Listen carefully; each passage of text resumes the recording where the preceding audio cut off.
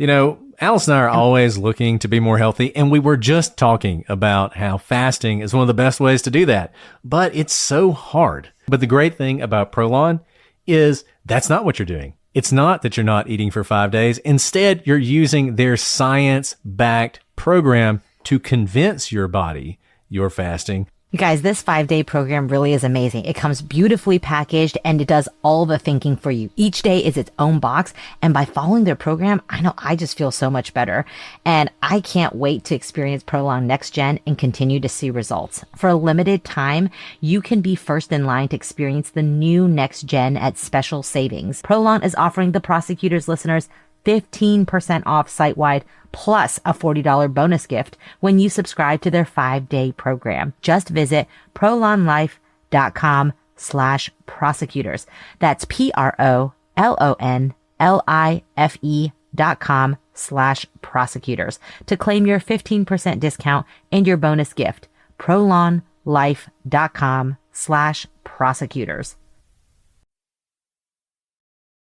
The Prosecutors Podcast is brought to you by Progressive, home of the Name Your Price tool. You say how much you want to pay for car insurance, and they'll show you coverage options that fit your budget. It's easy to start a quote. Visit Progressive.com to get started. Progressive Casualty Insurance Company and Affiliates. Price and coverage match limited by state law. I'm Jamie Beebe. And I'm Jake Deptula. We're the hosts of the Strictly Stalking podcast. Strictly Stalking is a true crime podcast exploring stalking stories told by the survivors in their own words. Join us every Tuesday as we interview survivors, advocates, and experts to give you a deep dive into the workings of a true stalking case. Hear from these survivors as they describe how they fought back, got justice, and lived to tell their story. Stalking is a crime that can happen to anyone for any reason at any time. Is someone watching you, listening to you, following you, or even hiding in your house? It can happen to you. Would you know where to turn if you or someone you know has a stalker? We'll give you the resources you need to get help if you're a victim of a stalker. Find Strictly Stalking wherever you listen to podcasts, from Podcast One. Do you want to know what it's like to hang out with MS-13 in El Salvador? How the Russian mafia fought battles all over Brooklyn in the 1990s. Or what about that time I got lost in the Burmese jungle hunting the world's biggest meth lab? Or why the Japanese Yakuza have all those crazy dragon tattoos? I'm Sean Williams. And I'm Danny Golds. And we're the hosts of the Underworld podcast. We're journalists that have traveled all over, reporting on dangerous people and places. And every week, we'll be bringing you a new story about organized crime from all over the world. We know this stuff because we've been there, we've seen it, and we've got the near misses and embarrassing tales to go with it. We'll mix in reporting with our own experiences in the field, and we'll throw in some bad jokes while we're at it. The Underworld podcast explores the criminal underworlds that affect all of our lives, whether we know it or not. Available wherever you get your podcasts.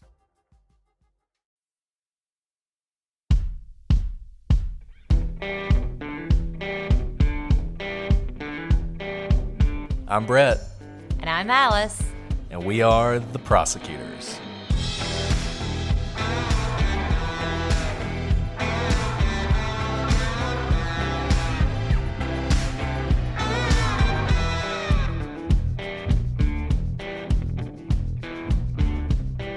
Today on The Prosecutors, we continue our look at the Marion Barter case.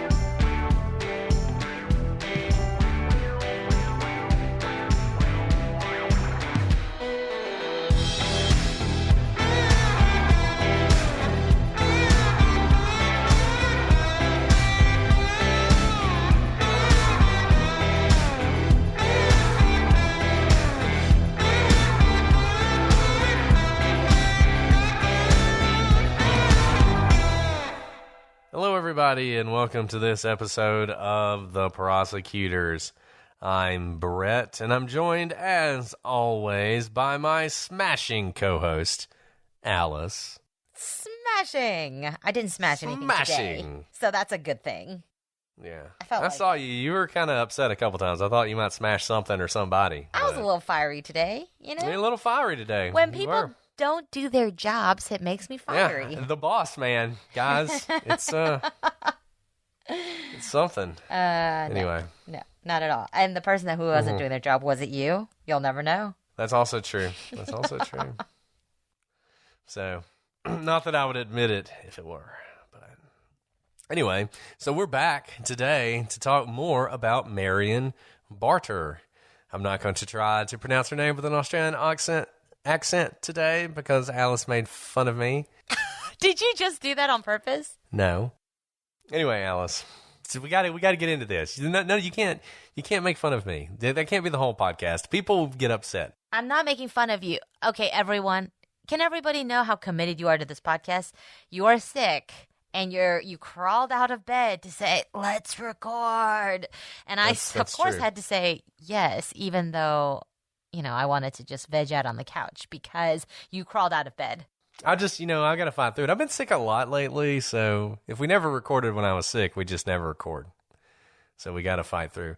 It's like that person who left the review talking about how you sound like you have a cold when you record, and you were literally recording with COVID. It's like, yeah, jerk. I hope people know that, because we recorded a bunch of the John Benet Ramsey episodes all together, during the holidays when we were quote unquote taking time off so that we would have enough episodes for you all when we were in trial. And I had COVID through half, maybe more than half of the recordings, and people made fun of me. They're like, geez, she has such a nasal voice. I was like, no, I was dying.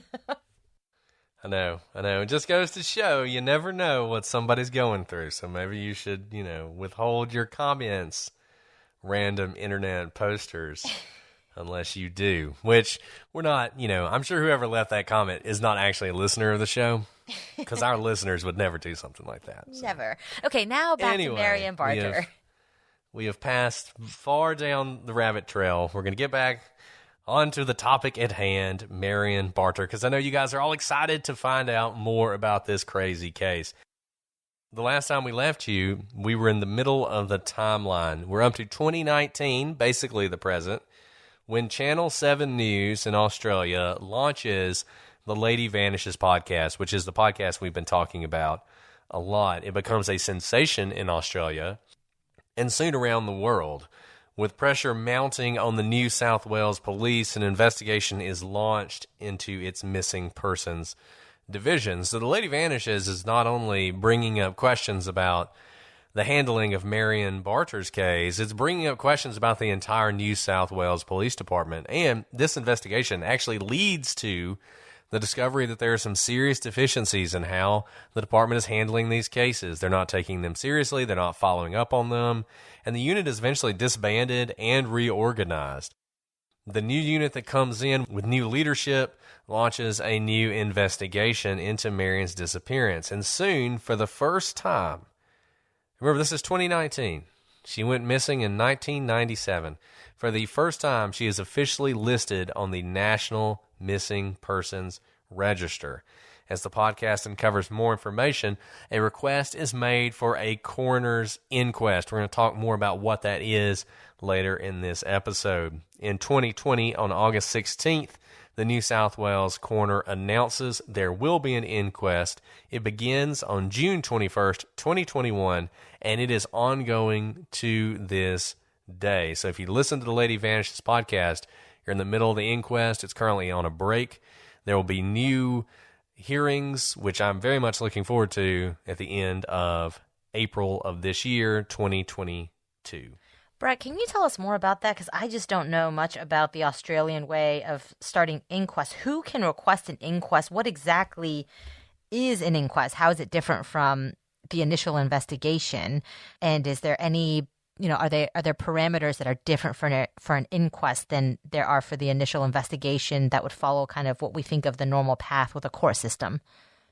So in Australia and in a lot of countries, I don't think anywhere in the United States, but there is a coroner's inquest that can be held whenever there is a death that calls for some investigation. So if there's any level of suspicion or question, there's going to be a coroner's inquest. I'm not sure if every death results in a coroner's inquest, and some of them are just so brief and sort of perfunctory when it's very obvious that someone's died of natural causes or something along those lines, that they don't really hold them then. But I know whenever there is any suspicion of a foul play or any unusual aspects to a death, there can be a coroner's inquest. Obviously, the family can request one, but often they're done sort of just as a matter of law. There's a couple things you have to show. Number one, you have to show the person is likely deceased, and you have to show that there's some connection to the coroner in whatever area they are. And then, like I said, there's some reason to take a look at the case.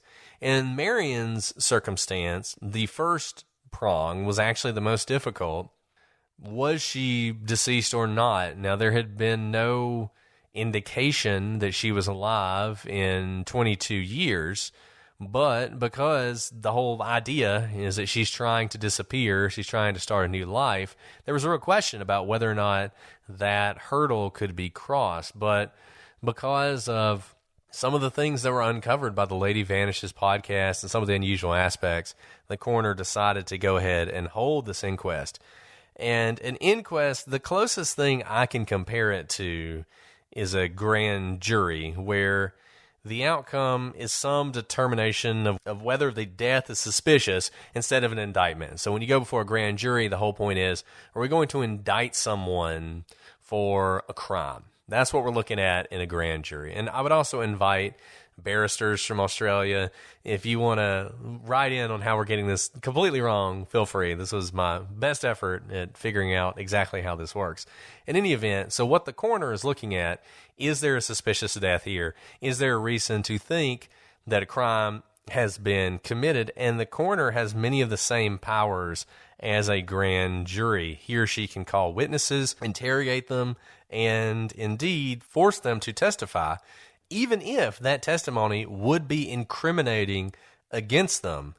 Now, in the United States, we have the Fifth Amendment, which prevents you from being forced to give incriminating testimony. Interestingly, and I actually kind of feel like the Australian system may have the better part of this, they can force you to testify, but they can't actually use any of that testimony against you later on at trial. So it's sort of a truth-finding exercise.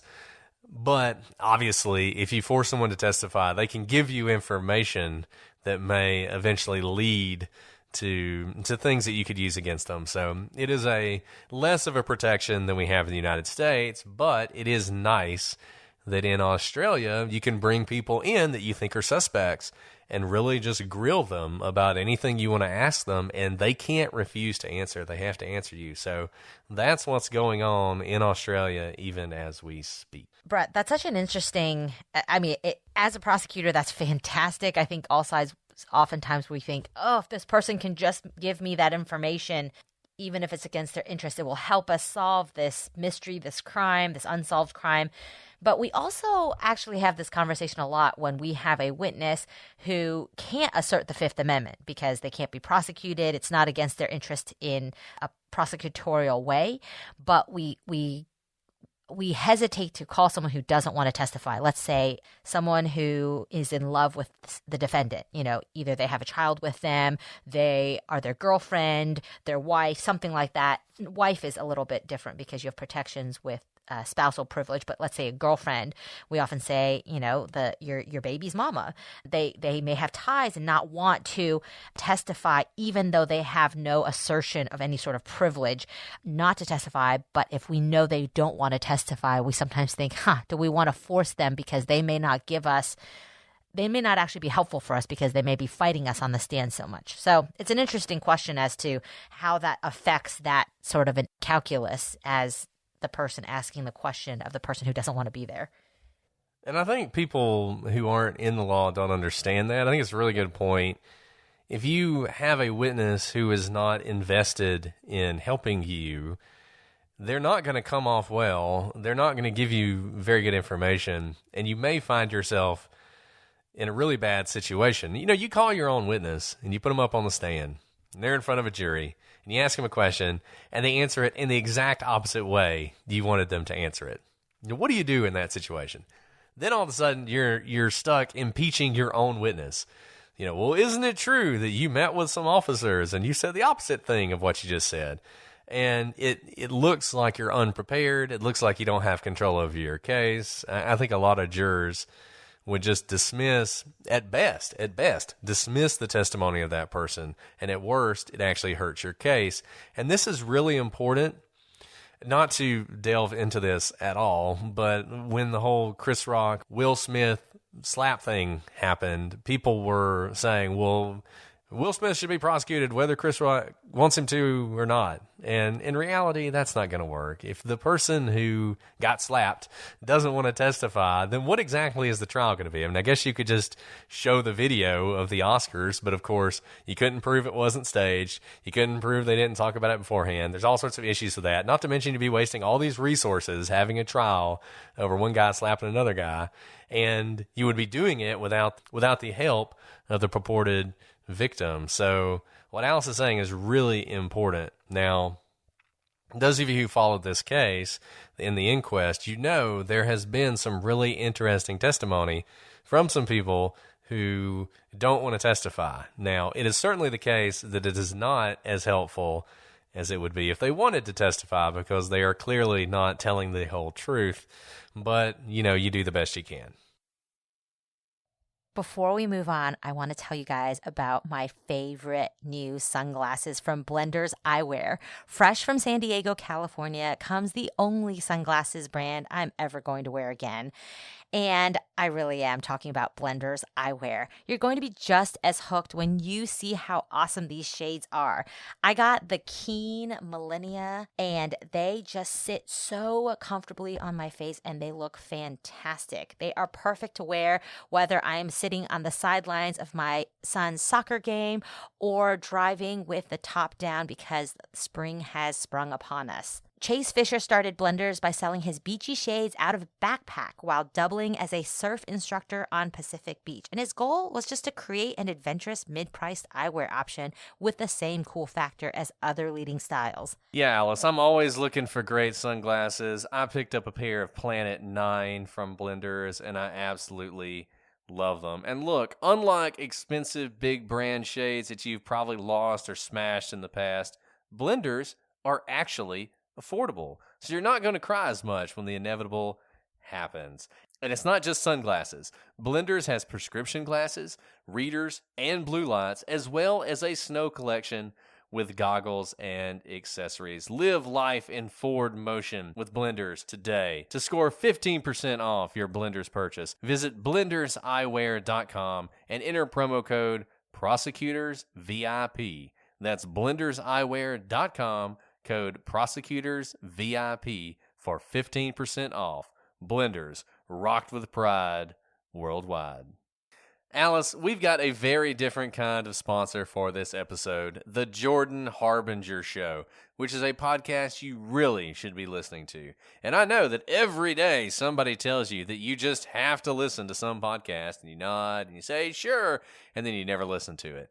Don't let that happen here.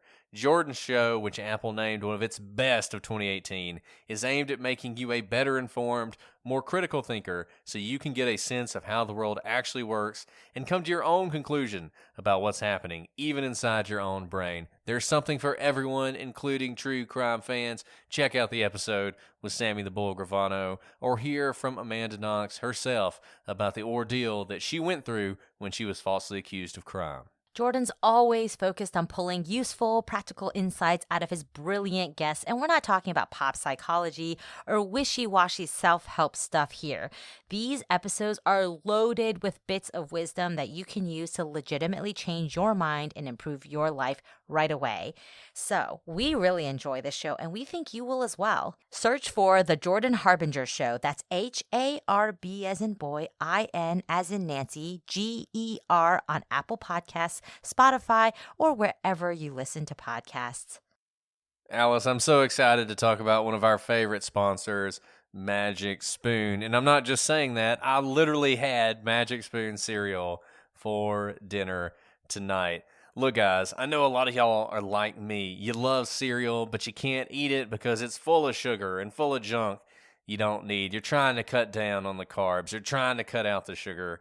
And cereal is one of those things that goes. And if you're like me and you're trying to do a keto diet, particularly, you can't have cereal. Well, that's where Magic Spoon comes in. 0 grams of sugar, 13 to 14 grams of protein, and only 4 net grams of carbs and only 140 calories a serving. It's keto-friendly, gluten-free, grain-free, soy-free, and low-carb. The variety pack has 4 flavors, and they include cocoa, fruity, frosted, and peanut butter. I love mixing the cocoa with the peanut butter because it tastes exactly like a peanut butter cup, but it's nutritious. So go to magicspoon.com/prosecute to grab a variety pack and try it today. And be sure to use our promo code PROSECUTE at checkout to save $5 off your order. And Magic Spoon is so confident in their product, it's backed with a 100% happiness guarantee. So if you don't like it for any reason, they'll refund your money. No questions asked.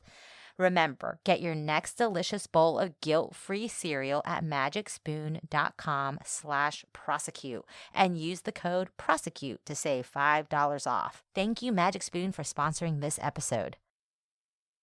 Get this, adults with financial literacy skills have 82% more wealth than those who don't. From swimming lessons to piano classes, us parents invest in so many things to enrich our kids' lives. But are we investing in their future financial success? With Greenlight, you can teach your kids financial literacy skills like earning, saving, and investing. And this investment costs less than that after-school treat. Start prioritizing their financial education and future today with a risk-free trial at greenlight.com/Wondery. Greenlight.com/Wondery. This is a mini meditation guided by Bombas. Repeat after me. I'm comfy. I'm cozy. I have 0 blisters on my toes. And that's because I wear Bombas, the softest socks, underwear, and t-shirts that give back. One purchased equals one donated. Now go to bombas.com/Wondery and use code WONDERY for 20% off your first purchase. That's BOMBAS.com/Wondery and use code WONDERY at checkout. Ryan Reynolds here from Mint Mobile with a message for everyone paying big wireless way too much. Please, for the love of everything good in this world, stop. With Mint, you can get premium wireless for just $15 a month. Of course, if you enjoy overpaying, no judgments, but that's weird. Okay, one judgment. Anyway, give it a try at mintmobile.com/switch. Upfront payment of $45 for 3-month plan, equivalent to $15 per month required. Intro rate first 3 months only, then full price plan options available. Taxes and fees extra. See full terms at mintmobile.com. Now let's talk about some unusual aspects of this case, and there are so many. Let's start with the police's initial investigation. So the police's initial investigation colored everything else about this case. After Sally reported her mother missing, the police categorized it as an incident rather than a missing persons report. The reason seems to be their assumption that Marion was an adult woman who had struck out on her own, and it was likely she didn't want to be found by her kids. This assumption in place, they were then predisposed to confirm it with their limited investigation. The police started in a good enough place, talking to bank employees who dealt directly with Marion, and they felt confident that it was indeed Marion they spoke to. Now, what happened next is a little fuzzy. It's clear that the police never saw Marion. It's not as clear whether anyone at the force ever spoke to her. Some reports seem to indicate that a police officer with Queensland spoke to Marion. Queensland was not the police department in charge of the investigation, though. That was NSW. NSW appears to have only spoken to bank security officers who had contacted Marion. They said that she had told them she wanted no contact with her children, family, and friends. She also told them personal details that they took as proof that they had the right person.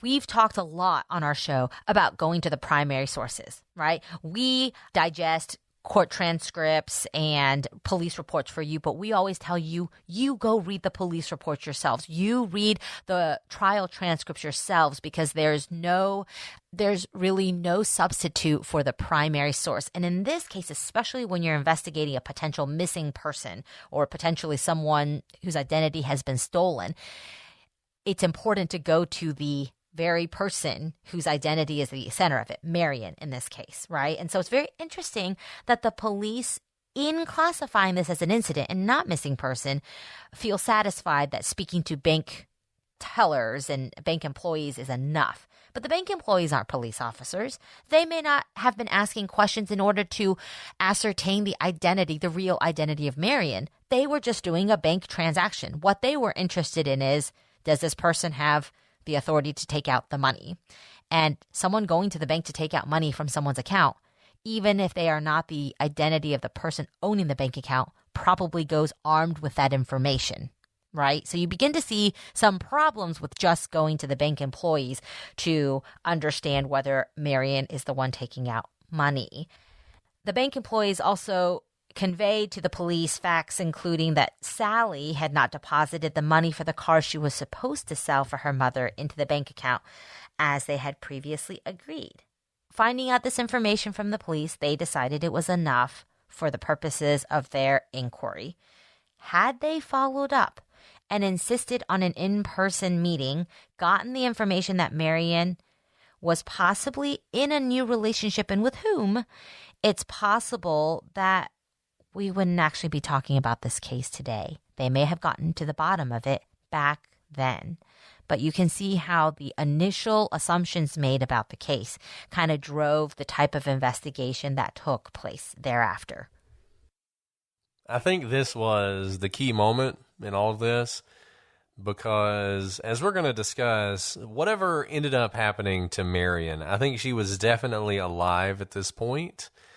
And if the police had just taken one more step and just gone and seen her, if they had just taken the difficult step, the one that requires you to do more than pick up a phone, but actually get in your car and drive out and see her, if they had done that, made a report, confirmed that she was alive, but also confirmed who she was with, I think that really would have headed off any foul play that was going to happen. Because I think at that point, if there was someone who was involved with Marion at that point, they would kind of realize I can't do anything to her because the police know who I am. They know that I'm involved with her. If she disappears for real, that's going to be a problem for me. But they didn't do that.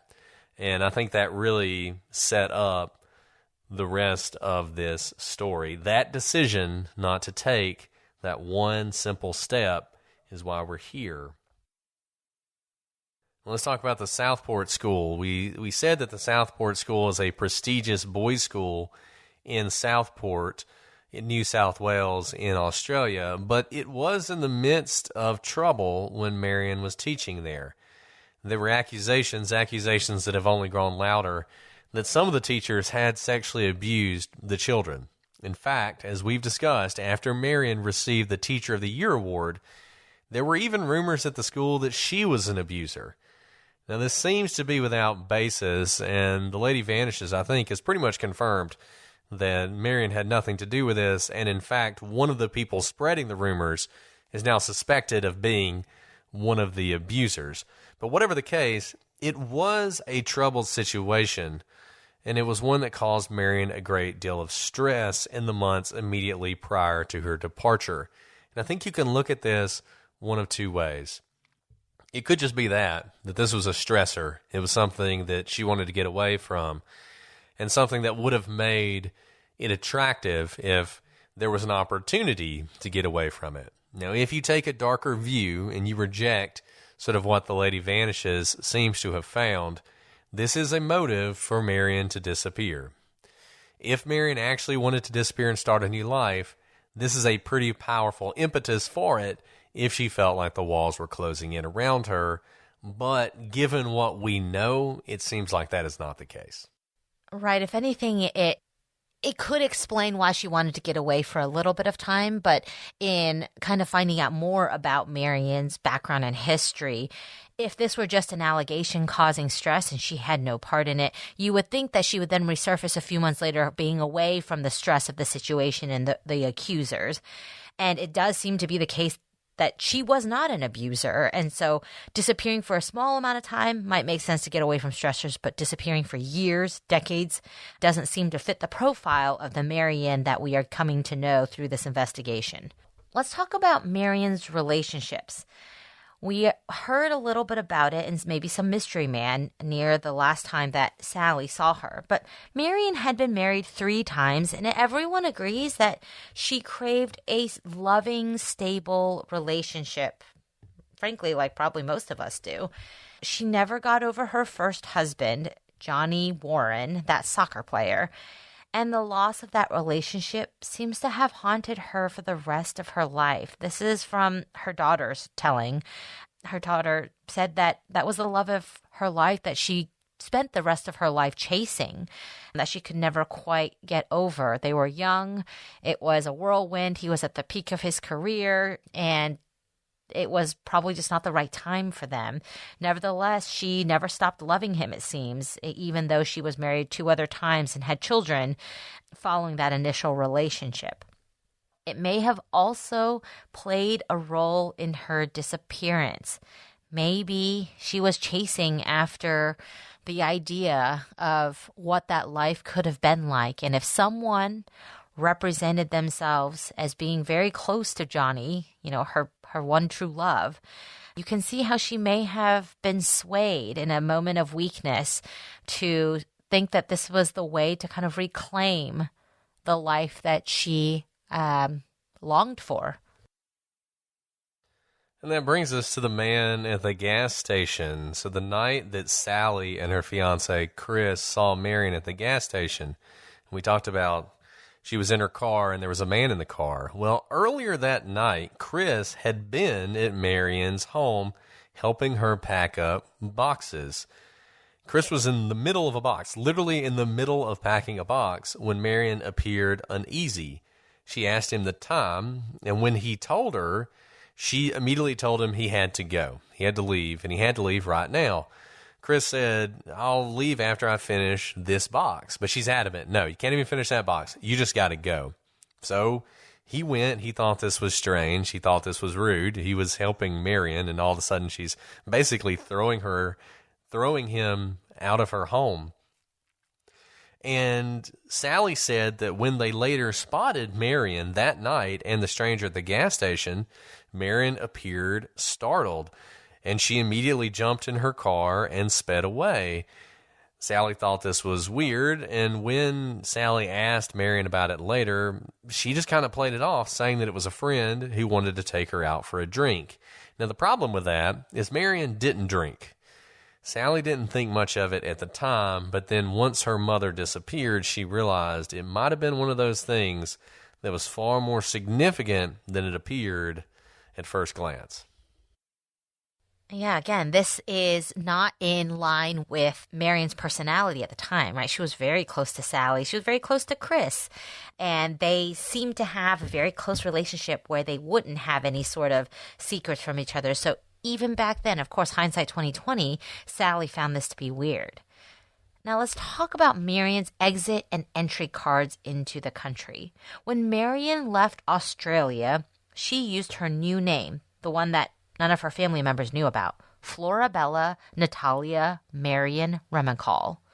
Marion indicated that she was headed to England, though the customs officer changed that to South Korea on the exit card. This indicated that rather than her flight taking her to Tokyo and then England, it actually terminated in South Korea. She would have flown from there to England. Now, why she stopped in South Korea is unknown. Marion indicated that her final destination was Europe, though the customs agent changed that to Luxembourg. Marion checked she never intended to return to Australia. She indicated that she was divorced.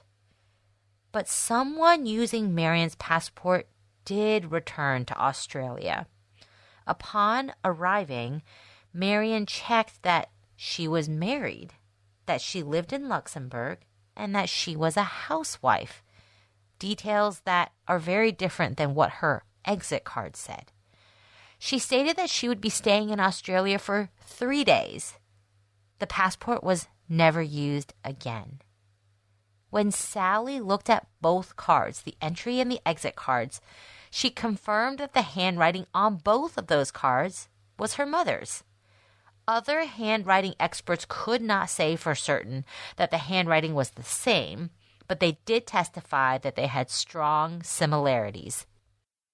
So there's a lot of interesting stuff going on here. What it seems like happened, and those of you who've ever traveled internationally, if you get a customs agent or a border guard who's particularly, I guess, good at his job is one way to put it, they may ask you a lot of questions. Like you fill out that little card and you're like, why are you asking me these questions? It's all on the card. Well, what seems like happened here is Marion she put England on her card because that's where she was eventually going to end up.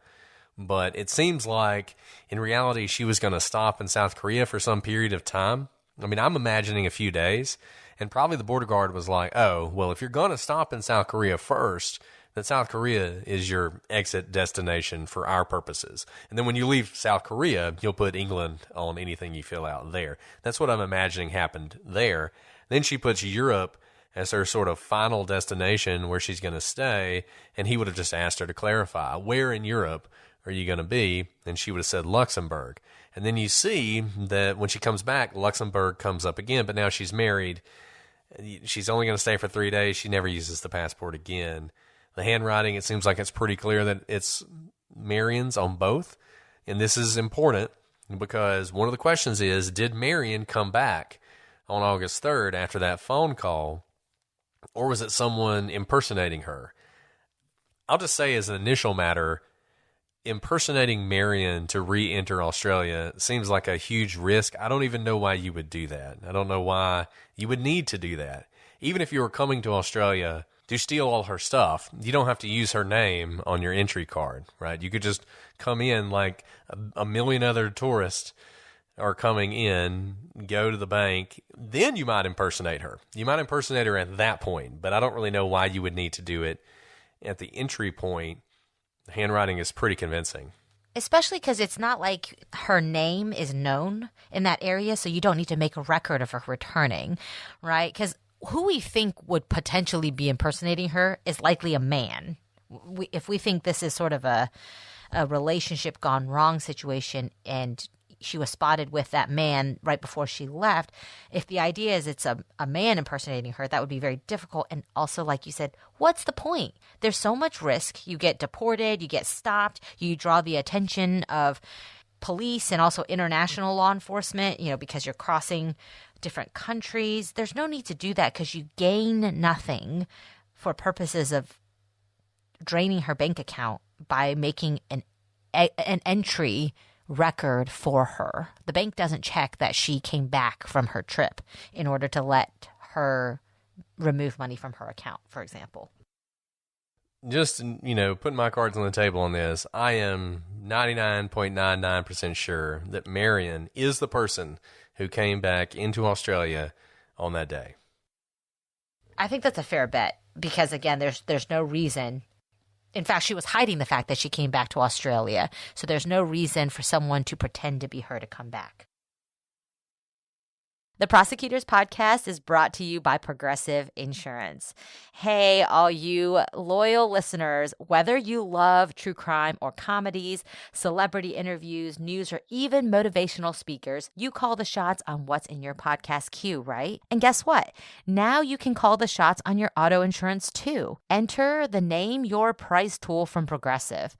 The Name Your Price tool puts you in charge of your auto insurance by working just the way it sounds. You tell Progressive how much you want to pay for car insurance. Then they'll show you a variety of coverages that fit within your budget, giving you options. Now that's something you'll want to press play on. It's easy to start a quote, and you'll be able to choose the best option for you fast. It's just one of the many ways you can save with Progressive Insurance. Quote today at Progressive.com to try the Name Your Price tool for yourself and join the over 27 million drivers who trust Progressive. Progressive Casualty Insurance Company and Affiliates. Price and coverage match limited by state law. All right, ladies, let's talk about something that all of us think about, and that's our hormonal fluctuations within our body throughout our lifetime. Well, thanks to Bonafide, who has created an alternative to effectively relieve these symptoms, we have a way to get relief without compromise. Bonafide provides women with naturally powerful remedies to safely treat the natural symptoms that occur throughout our lives, from PMS to menopause and everything else along the way. It's naturally sourced, it's non-prescription solutions that treat our health issues, and the ingredients are from nature. And so they can maximize effectiveness and relief. And better yet, it's clinically validated because the ingredients in every bona fide product are the result of thorough research, development, and clinical trials. Give Bonafide a try today. No hormones and no prescription required. Real relief without compromise. To get 20% off your first purchase when you subscribe to any product and up to 56% when you subscribe to multiple products, go to hellobonafide.com/prosecutors and use promo code prosecutors. That's hello, BONAFIDE.com/prosecutors for up to 56% off at checkout. For best prices and free shipping, go directly to hellobonafide.com/prosecutors. Guys, last week was brutal. Work was busy. Home life was busy. There were soccer practices for my kids. It was so hard to get everyone where they needed to be and get them fed. Thank goodness for HelloFresh. I truly think, Brett, that HelloFresh fed my family all of last week. From their farm fresh, pre-proportioned ingredients and seasonal recipes delivered right to my doorstep. It was a dream. It skips trips to the grocery store for me, and I can count on HelloFresh to make home cooking easy, fun, and affordable. My kids absolutely loved this zucchini pork sausage pasta and gobbled it up. I've made it many times since the first package arrived because they like it so much. And I know you guys are wondering, do Brett and Alice really love HelloFresh this much? And the answer is yes. We love HelloFresh. HelloFresh is awesome. I'm like a HelloFresh missionary or something, trying to get more people with HelloFresh. And you guys should join us on HelloFresh. Look, they have fit and wholesome recipes for satisfying and nutritious meals that you can feel good about, with 6 recipes per week to choose from, including low-calorie and carb-conscious options if that's what you're into. So, join us on the HelloFresh train. Go to hellofresh.com/TP16 and use code TP16 for up to 16 free meals and 3 gifts. That's hellofresh.com/TP16, code TP16 for up to 16 free meals and 3 free gifts. And don't forget, guys, it's not just HelloFresh. Green Chef is now owned by HelloFresh, and with a wider array of meal plans to choose from, there's something for everyone. I know we both love switching between the brands, and now our listeners can enjoy both brands at a discount with us. So go to hellofresh.com/TP16, use code TP16, and find out why HelloFresh is America's #1 meal kit. So let's talk about one of the craziest things about the Lady Vanishes podcast. So, you know, if you ask the question, can podcast change the entire trajectory of an investigation? The Lady Vanishes answers that question. So the Lady Vanishes, they do this podcast. The whole reason was to raise interest in this story and to have people look into the story more, right? So they're getting this information out. They're getting this information out about Marion changing her name, that very interesting last name. Well, a listener decides, I'm going to see if I can find that name anywhere in Australia. And sure enough, this person, this random person out there listening to this podcast, is able to locate an advertisement for companionship in a French language newspaper. Now, this ad was placed in 1994, which is a few years before Marion disappeared. But what it says is very interesting. It reads, well, first of all, it's written in French. It's actually written in Luxembourgese, which is a dialect of French, I guess. And I'm not going to attempt to read it to you in that language. I'm going to read you the English translation. So here's what it says. A tall, 47-year-old single man with brown hair. A non-smoker who is cultured, intelligent, and can speak a number of languages. He owns multiple properties or businesses and is highly motivated. He is warm and welcoming, but also quite serious.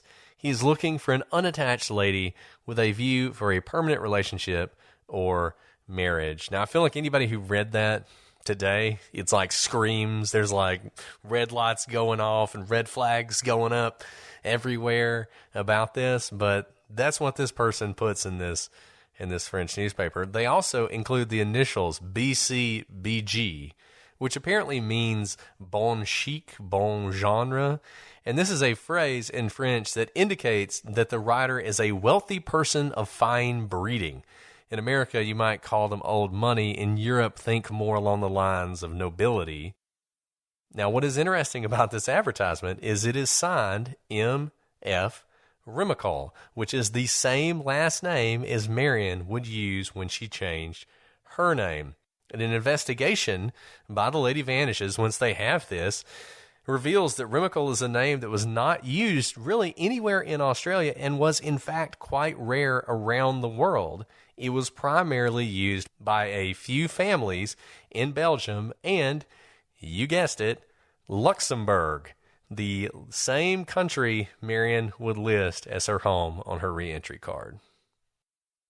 And we heard previously by the Lady Vanishes podcast that the MF Remicol initials and name is just not a common one. I've never heard Remicol. This is certainly quite the coincidence that we're seeing here, and also shows that all that transpired may have transpired far earlier than we thought.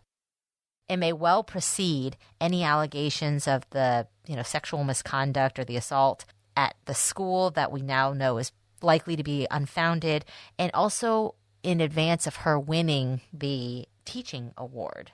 In other words, those things might actually end up being just red herrings in this story. Now, the Lady Vanishes podcast located a single F. Remicol in all the world who matched the correct age as the person who wrote the advertisement. Fernand Remicol. Remicol was interesting for a couple reasons. One, he lived in Luxembourg. And remember, that is the dialect in which the advertisement was written in. And two, he played international soccer at the same time that Johnny Warren was playing for Australia. Johnny Warren being Marion's first husband, one true love. But when the podcast team contacted him, Fernand said he'd never been to Australia and that he'd never known a Marion Barter. His partner said she'd been with him for more than 40 years, well before that 1994 advertisement. In other words, Fernand Remicol's story seems to check out here, that he's not actually the one writing the advertisement, it seems. Now, Fernand wasn't exactly happy to see the podcast team on his doorstep, and the relationship quickly soured. The Lady Vanishes team doubted Fernand's statements. He seemed like he was just too good a match.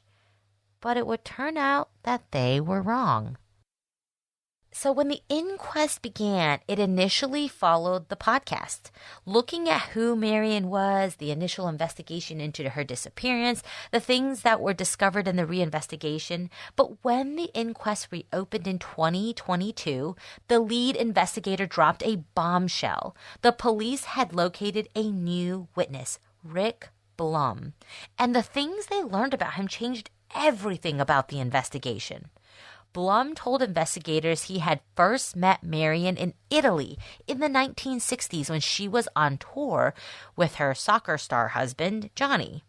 He said that he and Marion had a brief fling, but then he didn't see her again for 30 years when he answered a personal ad in a Gold Coast newspaper seeking companionship.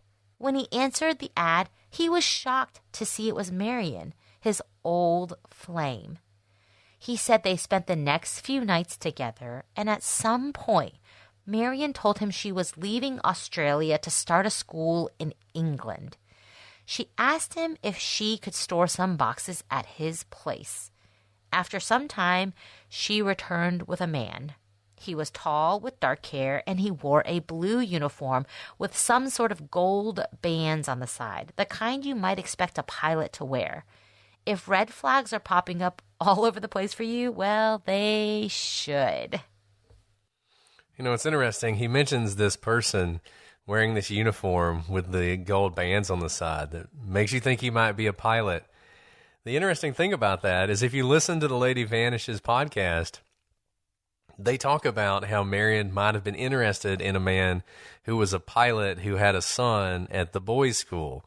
And so you have to wonder, did this person actually show up, or had Mr. Blum actually listened to the podcast and sort of developed this idea in his own mind? Now, you might be asking, why would we not believe what Mr. Blum has to say? Well, it didn't take long for the police to realize that Rick Blum, who also pronounces his name Rick Bloom, he can't even decide how to pronounce his name, was not actually his name. Rather, he was born Willie Wooters in Belgium. And I'm sorry to everyone listening in Belgium, I'm sure Wooters is not actually pronounced that way, but that's the way I'm going to pronounce it. So I look forward to hearing how you actually pronounce that. He spent most of the 1970s in French prisons for any number of crimes, including fraud, embezzlement, identity theft, and other crimes along those lines. And to make things even more interesting, the police found a number of women from Australia and elsewhere who had been in relationships with Blum that came to a bad end when they discovered he wasn't who he said he was. To some of these women, Blum presented himself as a wealthy businessman with an estate in Western Australia and hundreds of acres of valuable timber. To others, he suggested vaguely that he was the heir to some European fortune and that these women should leave their boring lives behind and come with him to rebuild in some luxurious location like the French Riviera. Several of these women actually testified at the inquest that Blum had defrauded them out of thousands of dollars, tens of thousands of dollars in cash and property. And his MO was pretty similar each time he would do this. Number one, he would convince them that he was in love with them and that they were going to build this amazing new life together. He would then convince them to do things like sell their home or put his name on the deeds to their property or give him power of attorney so that he could sign documents for them. And he would take them on whirlwind trips to Europe. And while doing so, he would slowly drive a wedge between them and their families. And then, when things inevitably fell apart, he would abandon them or, in some cases, even threaten violence. These women described him in his prime as tall with dark hair. Now, Bloom went by many, many more names, as many as 30. He had 10 Australian passports under 8 different names, but there was only one name that interested the police: Fernand Remicol. That's right. The same Fernand Remicol that the Lady Vanishes had tracked down in Luxembourg. In fact, Blum had changed his name and received an identification document for Remicol in Australia. Not only did he use his name, but the same birth date. How did Blum learn of the name? He had lived in Luxembourg. When the podcast spoke to Remicol in Luxembourg, he noted that his family had come from Belgium. Blum was Belgium himself. But most shockingly, Blum, under yet another name, had seduced Fernand Remicol's first wife. Brett, you can't make this stuff up. You really can't. I mean, this is just the twists and turns, and this is not a story. This was uncovered by the podcast, which is what's so amazing about their investigative digging. Now, how can this be? How did this happen? Well, Blum told her that he was a British intelligence agent and suggested they sail around the world together. When she found out that Blum was already married, she cut off the relationship, but not before introducing him to her husband and other important people in Luxembourg. Now, when the police tracked down the telephone number for the advertisement in 1994 under the name M.F. Remicol, it probably will not surprise you what they found. The number was registered to, you guessed it, Blum, under yet another of his aliases. On June 22nd, 1997, Marion left Australia via Brisbane through Tokyo. On August 2nd, she returned to Australia via the Brisbane airport, as we see in her exit and entry cards. On June 17th, 1997, just a few days before Marion left Australia, Blum left Australia via Brisbane through Tokyo, just like Marion. On July 31st, a few days before Marion's entry card indicated her passport was used to come back in, Blum returned to Australia via Brisbane Airport. And currently in the inquest, Blum is on the stand. He's been on the stand for many days, answering many questions. And you guys, even if you don't listen to any of the rest of the podcast, just listen to the last few episodes when he is testifying, because all it is them reading the transcript. So they have one person who's playing the role of the prosecutor, and then they have someone playing the role of him. And just, it's insane to listen to. They confront him with all of these allegations by all these different women, and he constantly just says they're making it up, or, well, they must be telling a joke. He spins one tale that one of the women, who was a 50-year-old lady from Australia, really wanted to be a belly dancer in Europe. And so he took her to Europe to give her this opportunity to be a belly dancer, because that was her dream. And at one point, he literally says that she seduced him with her dancing. And so he couldn't do anything else. He was so seduced by her. He basically says that she did a belly dance naked, and he was just mesmerized by it. And from that point forward, he had to. These are the kind of things that he's saying on the stand. You got to listen to it. And it's funny, because usually, even though it's a coroner's inquest, the coroner is more like a judge.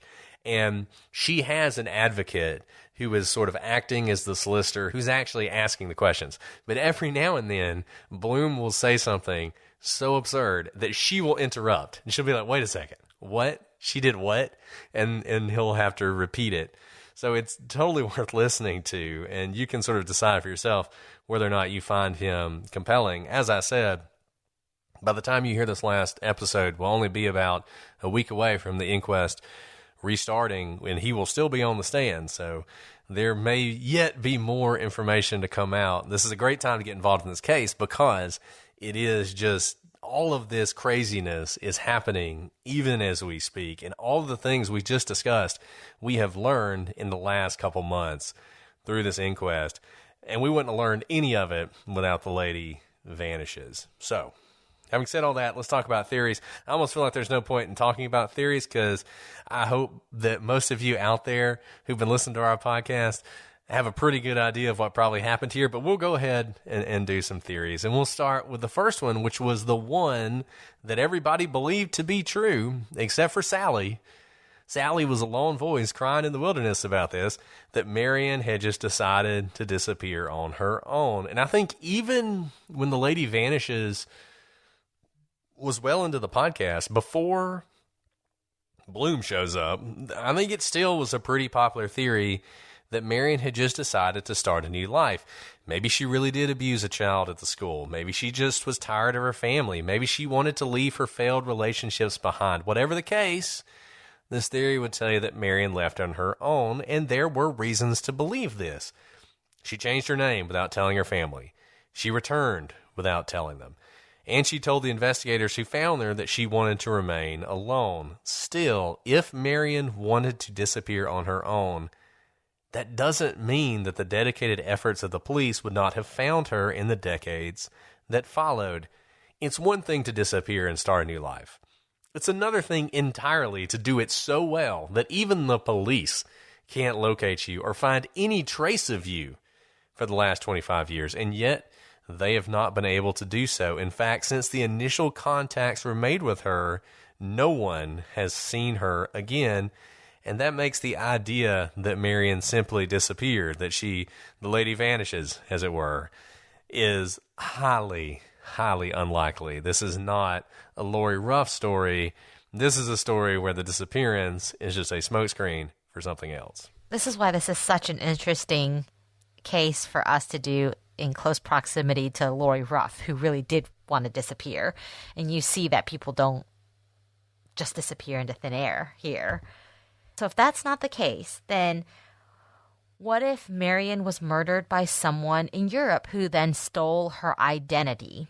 So could Marion have been murdered in Europe when she was just vacationing? She was finally taking this trip after, some hard-earned time teaching, and she'd reached the peak of her career and was just having a good time in Europe when someone murdered her and then stole her identity, and in doing so returned to Australia, so entering the country as Marion when they were not Marion, and they did that in order to steal her money? After all, even the people who claim to have located Marion never actually spoke to her. Instead, they relied on the words of the bank officials that they recognized Marion. There's also the fact that the money she had transferred to England to support her trip has never been touched. If Marion was the one draining her account, why wouldn't she drain the money that she had transferred over to England as well? It's true that Sally recognized her mother's handwriting, but Sally's not an expert necessarily on handwriting samples. But experts could not be sure, and it's possible that the person who had stolen Marion's identity was just able to mimic Marion's handwriting in a way that it fooled Sally. Still, if this were someone who had murdered Marion, there would have been no reason to use her passport to re-enter Australia, as we spoke about earlier. It was only necessary to convince the bank manager that the person was Marion. So they could have done so by coming into Australia on a wholly other passport. It didn't have to be Marion's. Again, like we said, the bank manager didn't have to look at entry and exit cards because they just deal with money and bank transactions, not international affairs. And it would be extremely risky to show up at a bank in Australia pretending to be someone, particularly in the small towns where the money was taken out, where everybody knows each other or at least has a familiarity with what people look like. In reality, it's likely that whatever happened to Marion happened after she herself had drained her own accounts. And I think that brings us to the third theory, which is Marion was murdered by someone she knew in Australia. Far be it from us to suggest someone is a murderer in the middle of an investigation, so let's just talk about a hypothetical. Imagine a woman in her 50s. She's successful in her career, but even that success comes with some pain. And even at the height of accomplishment, when she's done everything that she could possibly want to do, it doesn't bring her joy. And in fact, because of that success, there's rumors and jealousy, and she finds herself sinking into depression. She's lonely. She wants love, but she's been divorced 3 times. And she's never gotten over the love of her life, her first husband. She's not getting any younger. Life seems like a dead end. And then, magically, as if out of the blue, she meets someone. They're exciting, exotic, successful. They tell her, hey, I'm from Luxembourg. And wouldn't you know it, I'm a former soccer player, and just like the love of your life. This is something about Fernand Remacle that we mentioned briefly that might be important. He was also a high-quality soccer player for Luxembourg at the time that Johnny Warren was playing for Australia. And so wouldn't this just feel like fate?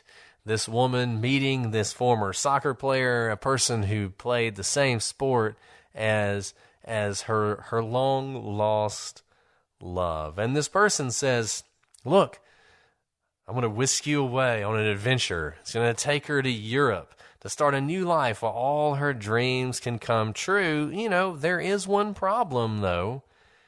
Her children might not understand, and this new lover suggests that maybe it would be better just not to tell them until everything's settled, they can't do anything to stop it, and they just kind of have to accept it.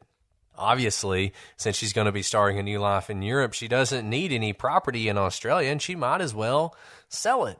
And she goes along. She quits her job. She sells her property. She changes her name. And why would she do that? Why would she change her name before she left for Europe? Well, it turns out that if you don't change your name before you leave Australia, you can't change it until you come back. So if you're going to get married to somebody in Europe, you want to go ahead and change your name to their name so that then when you're married, your name is already set.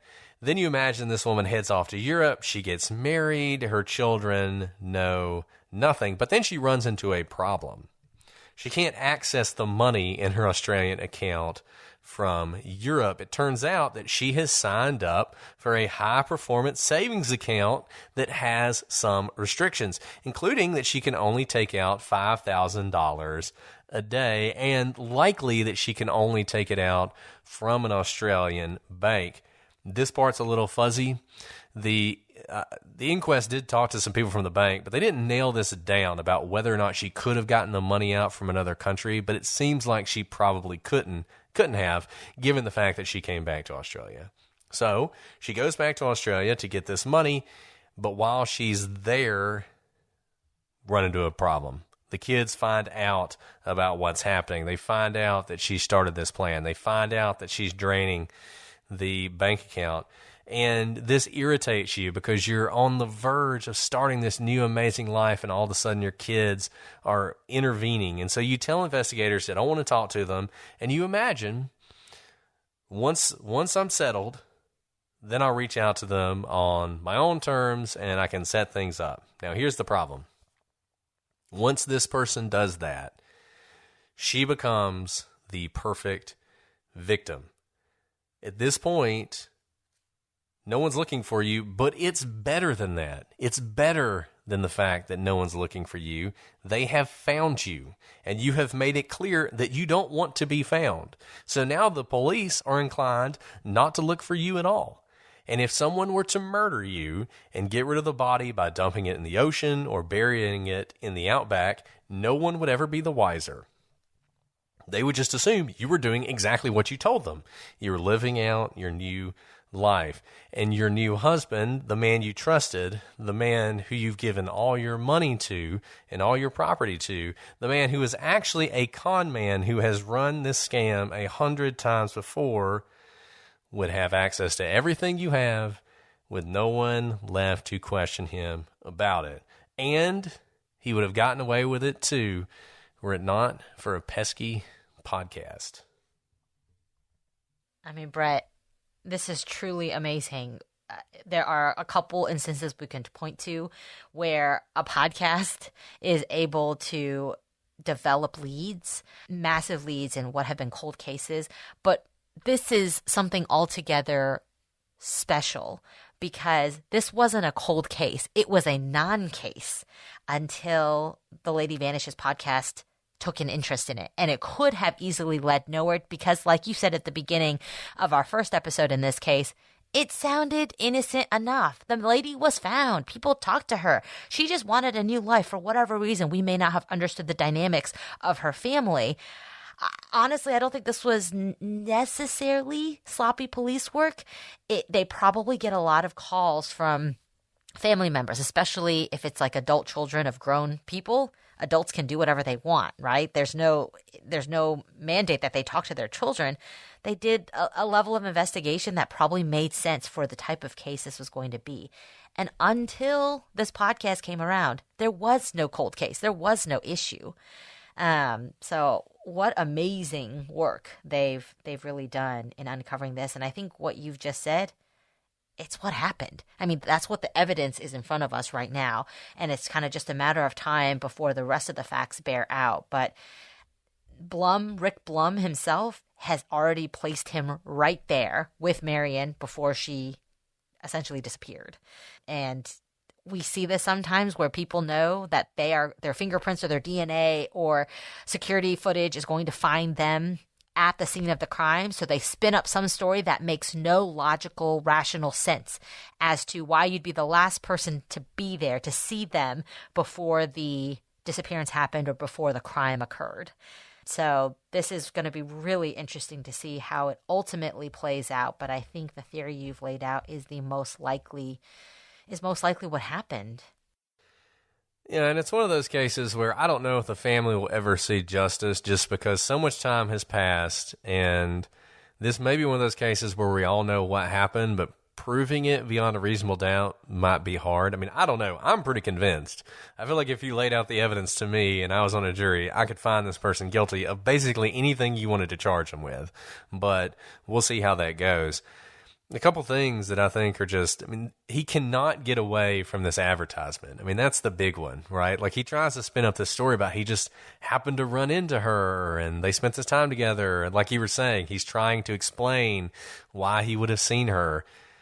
But one thing he's never really able to explain is this advertisement. Now, it was 1994. We don't know that Marion ever saw it. But what we can know for certain is that Marion was involved with someone named Remical, because she changed her name to Remical.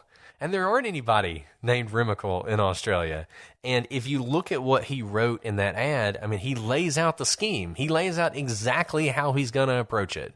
And it's the same way he approached it with these other women that he scammed, presenting himself as this bon vivant, this guy who's going to change their lives. And he's, as he says, cultured, intelligent, can speak a number of languages, owns multiple properties and businesses, and is highly motivated. I mean, come on, you know? And that's exactly what he presented to her when he saw her in Australia, when he came into contact with her, however he did, and who knows how he did. You know, he says this whole thing that they knew each other in Italy. I don't believe that. I don't believe that they had some relationship in Italy. I think that's entirely BS. I think this was probably the first time they'd met.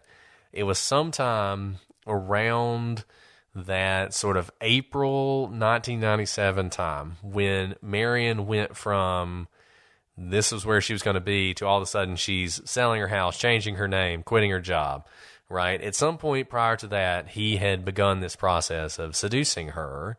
He's the man that Sally's fiance, now husband, saw, or excuse me, that Sally saw at the McDonald's.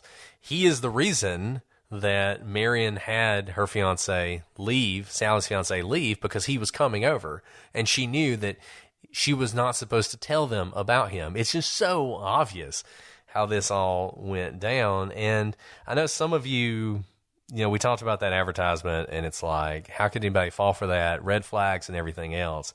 And I just want to point to something, Cold Case Murder Mysteries, which is a podcast I mentioned on occasion. Some of you have listened to it. Some of you have hated it. Some of you have loved it, which is what I tell people will always happen if you listen to it. But he's currently doing a 6-part series on Delphi, and it's very interesting in the way his are always very interesting. But he said something in one of the episodes that stuck with me and I thought applied to this so well. He said, you don't get catfished because you are stupid. You get catfished because you are hurting. And that was Marion. Marion was the perfect victim here. She was just waiting to be taken advantage of by somebody who could prey on her disappointments and her pain and use it against her. And I think that's exactly what happened here. Oh, Brett, that hits so deep. And I hope you guys all hear it out there, whether you've been a victim of being catfished to a lesser degree, not necessarily, you know, even someone draining your bank account or just being fooled into something. Please hear what Brett just said. I mean, it's not because you are stupid. We see things that we want to see when we are deeply hurting, and you don't know the struggles in each person's life. We only happen to know a bit more about Marion's life because there's this entire podcast devoted to her, and her family member, Sally, wanted to get to the bottom of this. But, you know, just remember that. Be kind to each other, and before you start pointing fingers about who's the victim in these crimes, I'd like to point out that we see this all the time. Any of us can be the victim in the right situation. And I think we are seeing that here with Marion. And one other point on that, and then I want to step on my soapbox for a second, because I have a soapbox thing I want to talk about. But first, just related to this case and related to what Alice just said, the other really important part of this is don't let the fact that you feel ashamed or embarrassed that you were fooled stop you from seeking justice, because these people who do this, They are professionals at it. That's why you fell victim to it. Not because, like Al said, like Cold Case Murder Mystery said, not because you're dumb, not because you're stupid, but because these people know how to find the triggers that you have and use them against you. Report those people, because they will only get more brazen. They will only take advantage of more people. And in some cases, it may eventually lead to a murder like we've seen here. So I know that is one of the biggest obstacles law enforcement faces in these cases is people are so embarrassed by what happened that they don't want to report it. And I will tell you, there is one other possibility that could have happened in this case. It might be the one area of reasonable doubt you might even have if this person were charged with murder. Imagine if everything we said happened. Marion cuts off her family, she sells her home, she quits her job, she gives all her money to this guy, and then he drops her. He abandons her somewhere. He breaks up with her. He leaves her, right? One other possibility might be that Marion was so shattered by that and so embarrassed by it and so feeling like she could never go home because of what she did that she might have even taken her own life under that sort of circumstance. And that's something you see too in cases like this, because when someone steals your entire life, sometimes it's hard to start over. That's something we just can't know. I think if that had have happened, we probably would have found her. The one issue in this case that Sally's brought up a lot, there were a lot of Jane Does who could have been her mother that the police just never investigated, right? Because once again, they weren't looking. That's one big problem with the case. But we don't know exactly how it happened, but I think whatever happened to Marion, I think we know who's responsible, ultimately. And it wasn't Marion. It was the person who chose to take advantage of her. So that's all I have to say about the case, sort of. But I want to talk about one other thing that I think is related to this case. So there is this ongoing debate on Twitter. And I know whenever I talk about ongoing debates on Twitter, I'm always, it's a risky thing to even bring it up. But there's this ongoing debate in Twitter, and I think it's by people with the best intentions.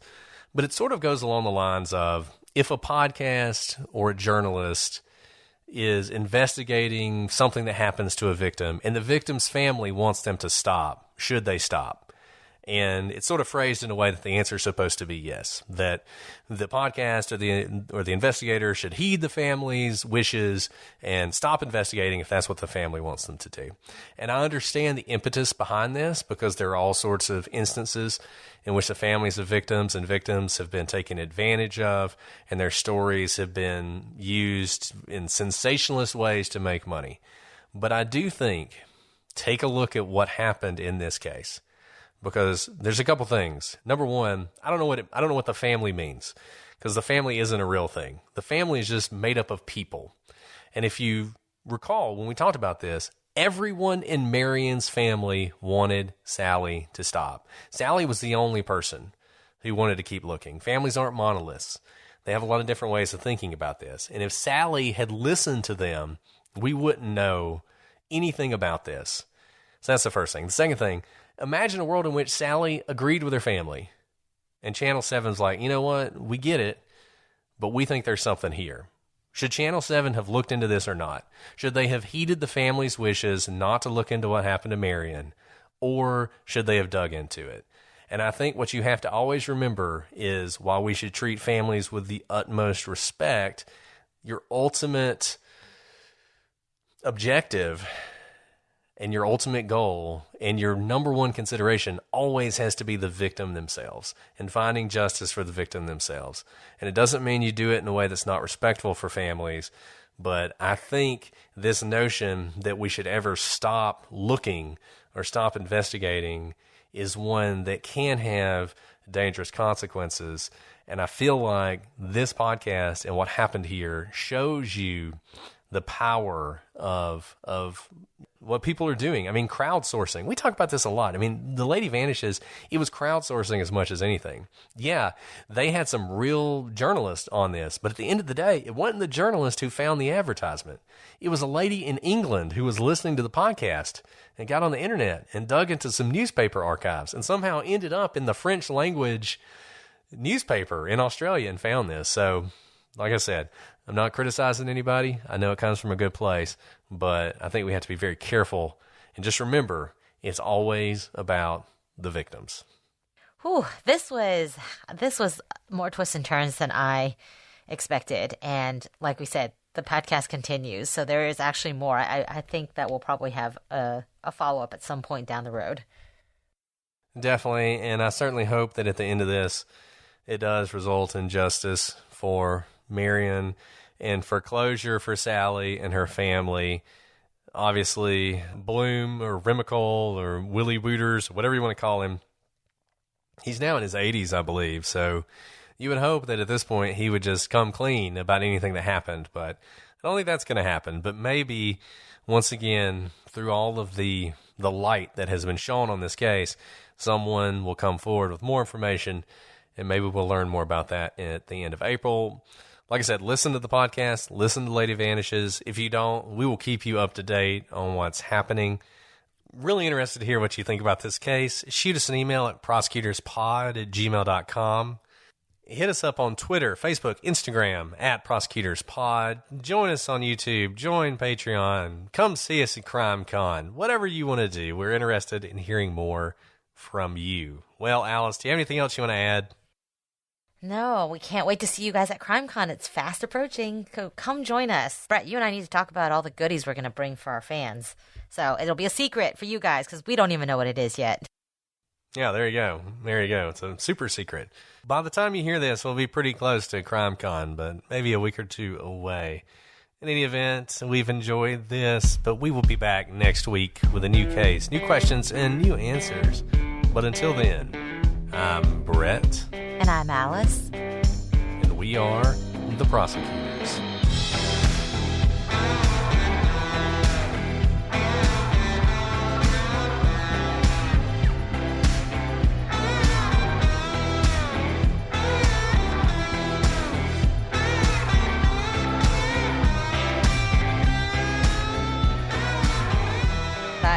Or whatever was the funniest thing in the whole wide world. This is the most boring thing I've ever heard. Well, you listen to it, lady. You know, you don't have to share every opinion you ever have. Also, turn it off. I don't understand why you do that to somebody. I mean, it's so rude. That's such a rude thing to do. I know. It's like, you know what? Your hair doesn't look good today. It's like, did you have to tell me? Right. Like, does it really matter? You know, I think you're so beautiful, but today you look terrible. Yeah. Like, what is wrong with you? It's like, well, you know. You have such good fashion sense, but man, your outfit today, wow. I mean, dude. Just, I don't know.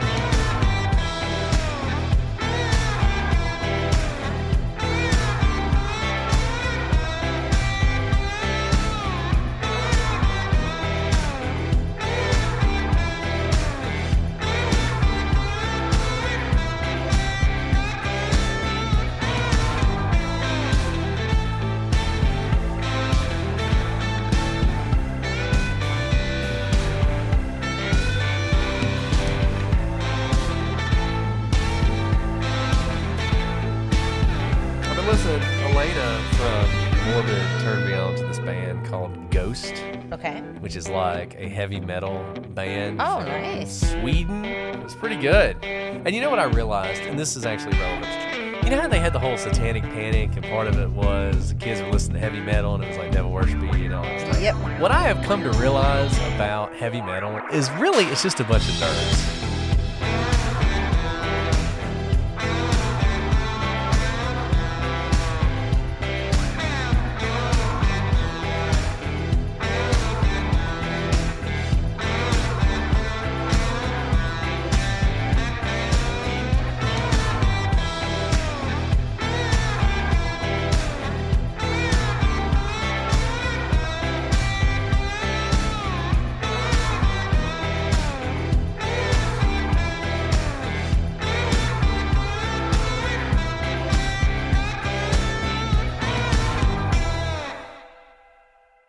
Stream the biggest movies and TV shows for free on Pluto TV. Watch movies like Titanic and G.I. Joe: The Rise of Cobra, plus TV shows like CSI and Star Trek: The Next Generation. Starting this month, check out the 24/7 Stargate channel exclusively on Pluto TV.